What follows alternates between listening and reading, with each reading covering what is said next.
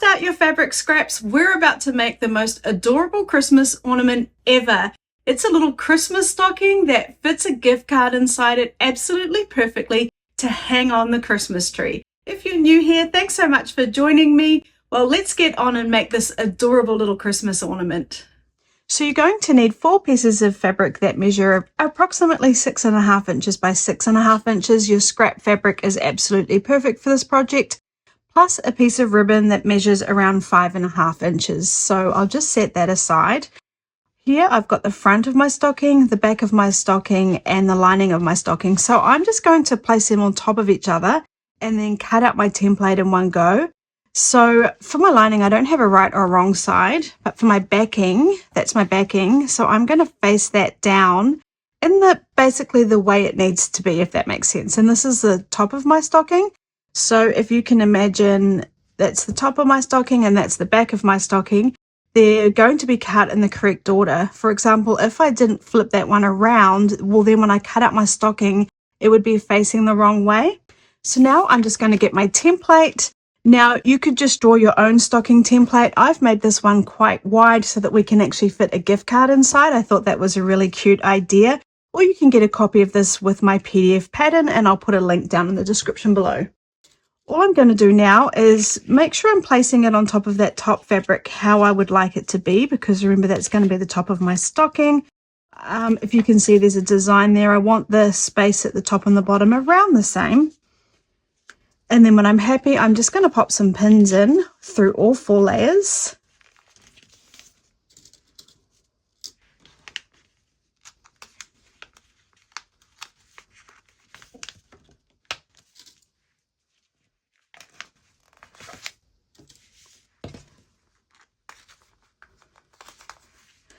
And just make sure it's as flat as possible. And now I'm just going to take a pair of scissors and carefully cut around my template.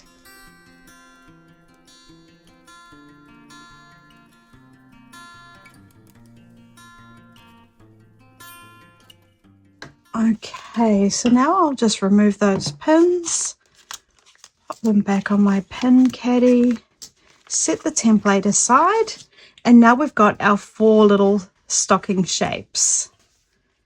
So now we need to sew our pieces together. So we've got the front of our stocking and the lining of our stocking, and I'm going to place them like that. And then we've got the back of our stocking and the lining of it like that. And that's how we want to sew them together. We're going to sew them along these 2 edges. But for this one, we just want to sew our loop onto it. So I'm just going to take my ribbon, fold that in half, line up those edges, and I'm just going to place it right here, right on the top edge of my stocking, about 1/2 inch in from the edge, because I don't want to sew it into the stocking when I'm sewing it together. And I will just pop a pin in there to keep it in place, just like that. Then I'm going to take this lining, pop it down so we've got it right sides together, and then I will pop in a pin again right on top of that ribbon so I know it's in place. Then I can pull the one out from inside it.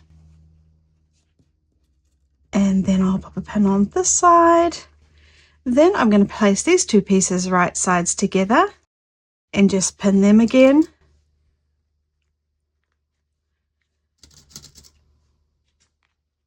Then we're going to just sew along both these edges. So I've got my 1/4 inch foot on to sew with a 1/4 inch seam allowance. To be honest, it doesn't really matter with this project because it's more of a crafting project.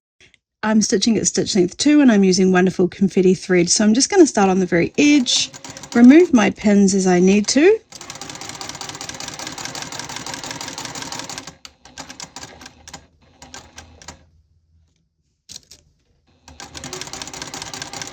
Come off the other side, cut my thread, and do exactly the same for the second set.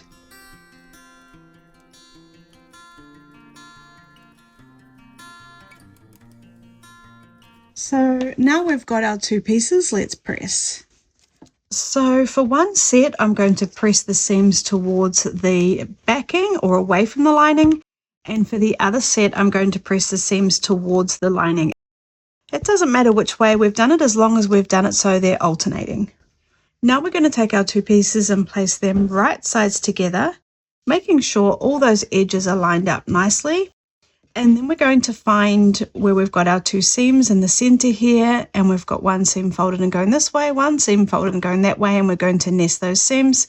So we're going to butt up those folds next to each other, pop a pin in, and we're going to do exactly the same on this side. We can also open it up to check it's making a nice straight line. Okay, and then we can pop pins in, just making sure all those edges are lined up nicely.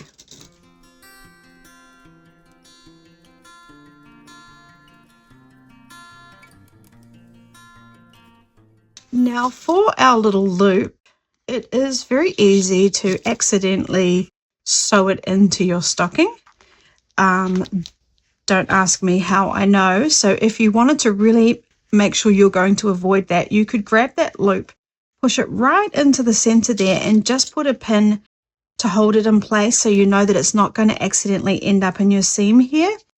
And what we're also going to do is on the lining side, on the straight, we're just going to leave a marking of about 2 or 3 inches, just so that we can turn it right sides out, and we do the marking so we know where we're going to start and stop. So starting on that first mark, I always like to do a back stitch, because when we turn it right sides out, it really does tend to pull at those stitches. So going forward a couple of stitches and then back a couple. Now I'll just carry on removing the pins as I need to all the way around until I get to that second mark.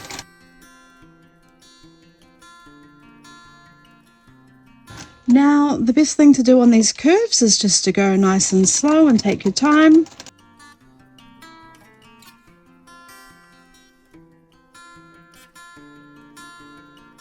Now for the lining, I know some people are going to say they don't want so much fabric so it sits a little bit nicer. The best thing to do there is to make your 1/4 inch seam allowance more generous, so it's going to fit a little bit smaller than the outside of our stocking.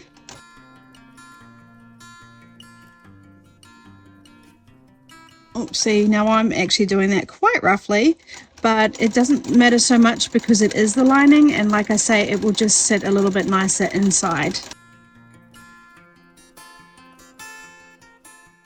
Coming back up to that second mark, doing a back stitch, cutting my thread, removing that last pin. Let's turn it right sides out and give it a quick press. Before we turn it right sides out, we are just going to quickly trim this excess around all the curves just so it sits a little bit nicer. Now there's 2 ways of doing this. We can take little notches out, which is probably the correct way of doing it. It just takes a minute, and just coming up quite close to those stitches, but being extra careful not to cut them. And I did cut mine when I was making my sample, and I ended up in a right royal pickle and ended up throwing it out. So just be careful that you don't cut those stitches. I mean, I guess it doesn't matter so much if it's the lining, but I cut mine on the main fabric there.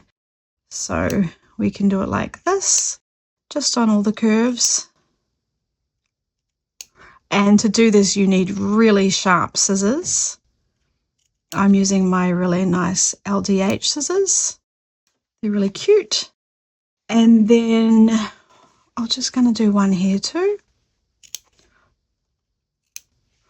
Or what we could do, which I kind of feel like is cheating, but you can just trim the excess off like this. Now, I don't think it matters too much which way you want to do it, since it's more of a craft project. Whatever is your preference, that's what I think you should do. But like I said, be careful of cutting those stitches, because it was when I was doing my good side that I did cut into my fabric, and I was really sad because I ended up just throwing it away. Okay, now let's turn that right sides out. So I'm going to find the opening and put my fingers in and grab the very toe, grab onto it and pull it through, and then again find that opening, find the other toe, grab it and pull it through. And then what we can do is grab a point turner, and we can just use that to make sure it's sitting really nicely.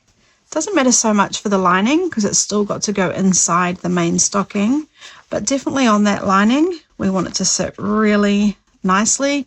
And I'm going to run my point turner along all the seams to make sure they're rolled out and we've got a really nice shape. And then when I'm happy, I'm going to give that a quick press. So the first thing I'm going to do is just find that opening and press it so that it's sitting nicely. And those edges are folded in about 1/4 inch because that was our seam allowance.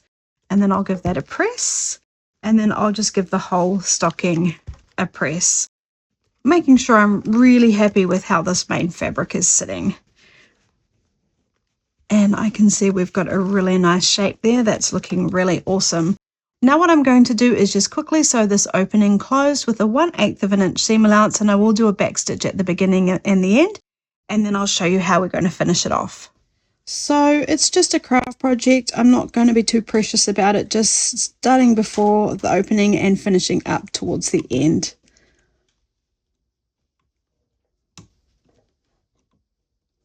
Right on that edge there. Coming right past it, doing a back stitch. And then I'll just trim any loose thread. So now we're just going to take our lining and push that inside our main stocking.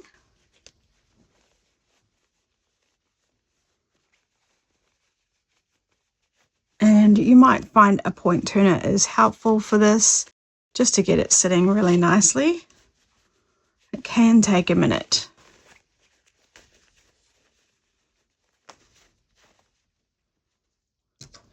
And then where we've got this seam here, I'm just going to roll it out so it's sitting correctly. So we want to be seeing that seam right on top there.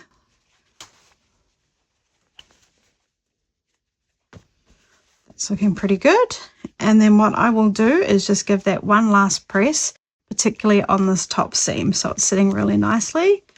And I'll flip it over to the back.